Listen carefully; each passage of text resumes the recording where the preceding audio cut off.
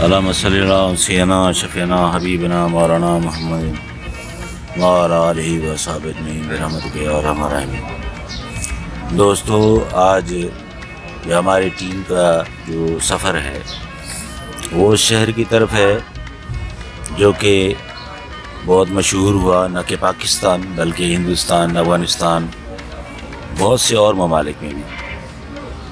تو یہ ایک شخصیت کی موجودگی کی وجہ سے اس شہر کو اتنی شہرت ملی۔ ان کا نام ہے لال شہباز قلندر۔ لال شہباز قلندر کو کئی ناموں سے پکارا پہچانا جاتا ہے۔ مخدوم لال شہباز قلندر، لال سائیں، سید عثمان مروندی، اور آپ کے ایک خاص نام جو کہ بہت کم لوگ جانتے ہیں، شاہ حسین کے نام سے بھی جانا پہچانا جاتا ہے۔ آپ سیون شریف میں موجود ہیں، آپ کی مزار۔ تو آج ہماری کوشش ہے ہم وہاں جائیں گے، آپ کو مزار کا دیدار کرائیں گے اور سائیں کے سلسلہ قلندریہ کے بارے میں اور یہ جو عرس ہے اس کے ایونٹ کے بارے میں آپ کو معلومات دیں گے۔ تو انشاءاللہ اب ہم تھوڑی دیر میں یہاں سے نکلیں گے۔ سائیں کے اس بیت سے حیدریم قلندرم مستم بندہ مرتضی علی استم پیشوائے تمام رندانم کسگے کوئے شیر یزدانم۔ دوستو، اب ہم اپنے سفر کی طرف روانہ ہو رہے ہیں۔ انشاءاللہ آپ سے ملاقات مزار میں ہوگی۔ شکریہ۔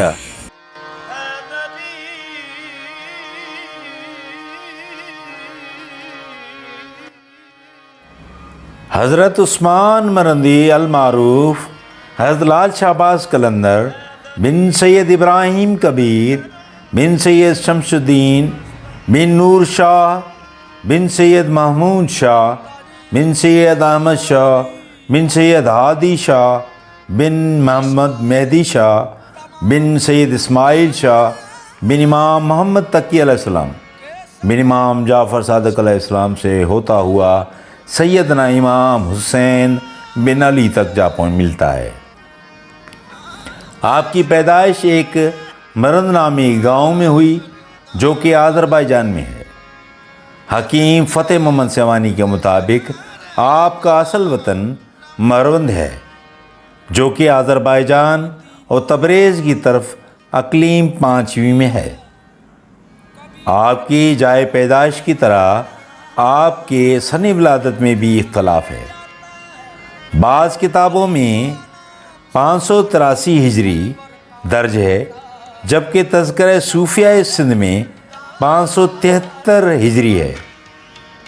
اس طرح حیات نامہ قلندری میں آپ کی ولادت 538 ہجری بیان کی گئی ہے۔ حضرت لال شہباز قلندر عالی نسب تھے۔ آپ کے والد سید ابراہیم قبر الدین جوابی اپنے وقت کے بڑے عالم تھے اور شرعی احکامات کے سخت پابند تھے۔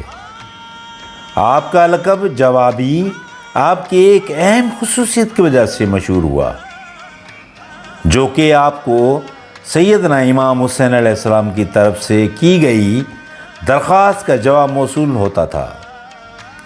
اس طرح آپ کو لال شہباز قلندر کے متعلق بھی آگاہی دی گئی، جس کے مطابق آپ قلندر سرکار نے ہند کی طرف سفر کیا، جو کہ جمال شاہ سرکار تک آمد اور امانتیں وصول کرنے کا کہا گیا تھا۔ آپ کو اس دور میں غزنوی اور غوری سلطنتوں کا مشاہدہ کرنے کا موقع بھی ملا اور آپ نے اسلامی دنیا کے لاتعداد سفر کیے، جس کی وجہ سے آپ نے فارسی، عربی، ترکی، سندھی اور سنسکرت میں مہارت حاصل کی۔ آپ روحانیت کے اعلیٰ درجے پر فائز تھے اور مسلمانوں کے علاوہ اہل ہنود بھی بڑی عزت کرتے تھے۔ آپ سرخ لباس پہنتے تھے، جس کی وجہ سے آپ کو لال کہا جاتا تھا۔ हैदरियम कलंदरम मस्तम बंदे मुर्तज़ा अली हस्तम रहबरे आशकान मस्तानम हादिये सालकान रिफानम सरगरोहे तमाम रिंदानम चूं सगे कुए शेर यजदानम हैदरियम कलंदरम मस्तम बंदे मुर्तज़ा अली हस्तम। सूफियाए सिंध के मुसन्निफ ने आपकी निस्बत का सिलसिला इस तरह बयान किया है। हैदरियम कलंदरम मस्तम बंदे मुर्तज़ा अली हस्तम मुर्तज़ा शेर यज़दा हस्त अली शाह आला विलायत हस्त अली हज़रत हसन हुसैन जां हस्त अली हर दो आलम का नाम व शनास हस्त अली हैदरियम कलंदरम मस्तम बंदे मुर्तज़ा अली हस्तम।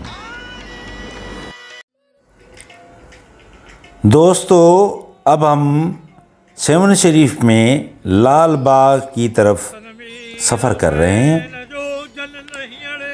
लाल बाग ये दरिया के किनारे पहाड़ और रेगिस्तान के बीच में एक बाग है जिसको लाल बाग के नाम से पहचाना जाता है। पहले ये लाल बाग में दरख्त, पौधे और फूल बहुत ज़्यादा हुआ करते थे, मगर अब उसको ना संभालने की वजह से ये जो चीज़ें हैं कम हो गई हैं। दरख्त, फूल और यहाँ पे पौधे कम हो गए हैं। दोस्तों, अब हम सफ़र कर रहे हैं साईं की चिल्लागाह, साईं लाल शाहबाज कलंदर की चिल्लागाह की तरफ, जो कि लाल बाग में है। यहाँ ज़ायरीन बड़ी तादाद में आते हैं और वहाँ आकर 7 फेरे लगाकर सुना है कि मन्नत मानते हैं और वो पूरी हो जाती है। तो लाल बाग में अहम जगह जो है वो साईं लाल शाहबाज कलंदर की चिल्लागाह है। ये आप देख रहे हैं, ये दरख्त है जो कि बहुत ही पुराना और कदीम है। कहा जाता है कि शाह साहब यहाँ तशरीफ़ फरमा थे, बड़ा अरसा यहाँ गुजारा और उसके बाद आपने लाहौर की तरफ सफ़र किया। सूफ़ी लाकूफ़ी कौन बाइज़ केर मंझाई मंझवड़े पत्थर नाइस पेड़ जिनी साण सवेर थे तन जो वाहिरू। सूफ़ी साफ़ कयो धोई वर्क वजूद जो त्या पोइ थियो जीअरे पसंद प्रिय जो। सूफ़ी चाई सद करी सूफ़नी न सला काटे रख कुला विज उछले आग में। ये आप देख रहे हैं, ये लाल शाहबाज कलंदर साहब की चिल्लागाह है। आप इसका अंदर का नज़ारा करें। यहाँ पुराना एक दरख्त भी हुआ करता था जो कि अभी उसकी बाकियात मौजूद हैं। वो भी आपको दिखने में मिलेंगी। यहाँ लोग ज़ायरीन आते हैं, यहाँ अपनी मन्नतें मानते हैं या दुआएं करते हैं।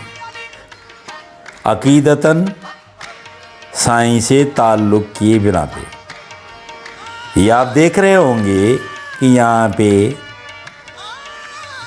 झूले निमा कुछ झूले छोटे से रखे हुए हैं और ये देख रहे हैं कि ये पुराना दरख्त है جو ابھی اس کمرے کی طرف سے اندر سے نظر آ رہا ہے، یہ درخت اصل میں اس کمرے کے باہر کی طرف ہے۔ بہت پرانا درخت، جہاں پہ سائیں یہاں پہ بیٹھا کرتے تھے۔ یہ آپ دیکھ لیجئے، یہ وہی درخت ہے جہاں پہ آپ تشریف فرما ہوتے تھے۔ آپ کو لاہوت جانے کے لیے معلومات دیتے ہیں۔ گیٹ ہم کہتے ہیں، ٹھیک ہے، وہاں کیا ہے؟ وہ پہاڑوں کا ایک گیٹ بنا ہوا ہے۔ اچھا اچھا اچھا بہت دور سے آپ دیکھو تو گیٹ نظر آتا ہے۔ ہاں، وہاں پہنچ جاتے ہیں، پھر وہاں قیام کرتے ہیں، پھر وہاں سے آگے جاتے ہیں، نورانی ہوٹل آ جاتا ہے، پھر خانوں کی ہٹی ہے۔ ٹھیک ہے آپ لوگ تو اسے مروان کہتے ہیں کہ وہ زہر ملائی تھی، لیکن ہم نہیں کہیں گے ٹھیک ہے اس کا اگر ملایا یا نہیں ملایا، ہم اس کو غلط نہیں کہیں۔ ٹھیک ہے پھر ایک وہاں پہ جا کے ہم دوپہر کو کھانا بھی کھا لیتے ہیں، بھی مسافر تھکے ہوتے ہیں جو واپس قیام بھی کر لیتے ہیں۔ ٹھیک ہے پھر اس کے آگے جا کے محبت فقیر سرکار کا، ہاں میرے وہاں پھر ہمارا قیام ہوتا ہے۔ ٹھیک ہے وہاں سے پھر صبح چلتے ہیں حضرت نورانی بلاول شاہ سرکار، نورانی سرکار۔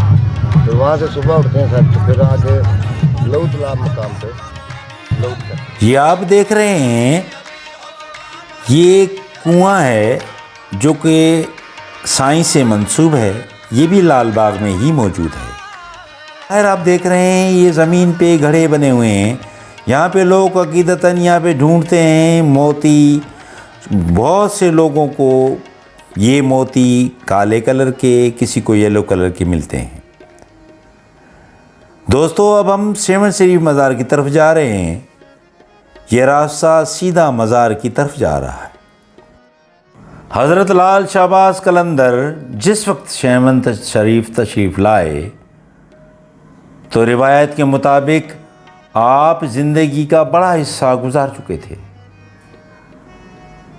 تذکرہ نگاروں کے مطابق آپ کی عمر مبارک 90 برس سے زیادہ ہو چکی تھی، لیکن اللہ تعالیٰ نے آپ کو مضبوط اعصاب سے نوازا تھا، اور آپ اس عمر میں بھی کئی میل پیدل سفر کرتے تھے۔ حضرت شہباز قلندر نے تقریباً 6 سال 7 شریف میں قیام فرمایا، اور وہیں اپنے قائم کردہ خانقاہ سے اسلام کی روشنی پورے سندھ اور دور دراز تک پھیلائی۔ حضرت لال شہباز قلندر کو شعر و سخن سے بھی دلچسپی تھی، بلکہ آپ اپنے دور کے صوفی شعراء میں ممتاز مقام رکھتے تھے۔ آپ کے بیشتر کلام فارسی زبان میں ہیں اور عارفانہ عشق و مستی و جوش و جذبے سے بھرپور ہیں۔ محمد علی چراغ شرح دیوان قلندر میں لکھتے ہیں کہ سادات سے تعلق ہونے کے حوالے سے علوم عالیہ اور ادب عالیہ دونوں پہ آپ کو مکمل عبور حاصل تھا۔ ان کی اکثر شاعری جذبہ عشق الہیہ کے غلبے کے تحت معرض وجود میں آئی۔ دربار سخی عباس کا تھا، کچھ مانگنا تھا لازم مانگا، لیکن یہ حقیقت بھی ہے قمر، لیکن یہ حقیقت بھی ہے قمر، ہم پرسا دینے آئے ہیں۔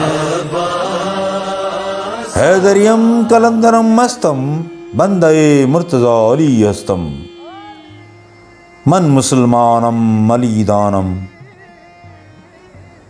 من مسلمانم علی دانم، در تو لا بسط کو ایمانم،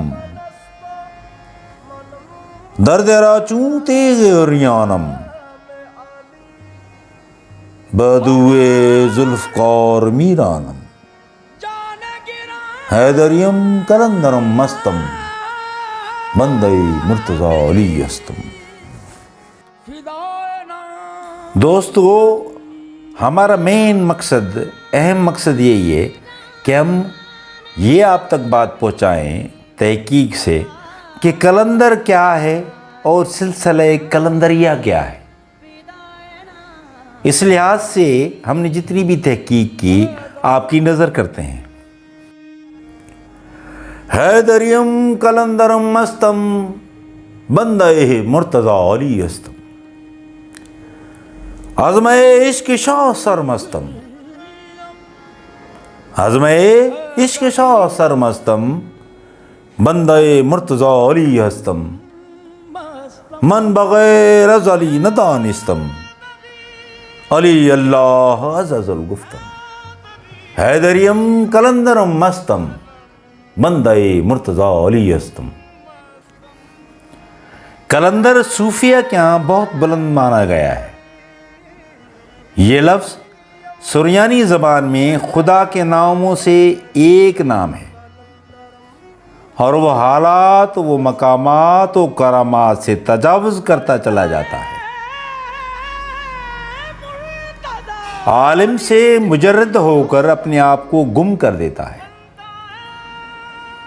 شاہ نعمت اللہ ولی کی رائے میں جب صوفی اپنے مقاصد کو پا لیتا ہے تو کلندر ہو جاتا ہے۔ زمین و آسماں ہر دو شریفن، کلندر را دریں پرد و مکانیست، نظر در دیدہا ناقص فتادہ، وگرنہ یار من نزکس ہنا نیست۔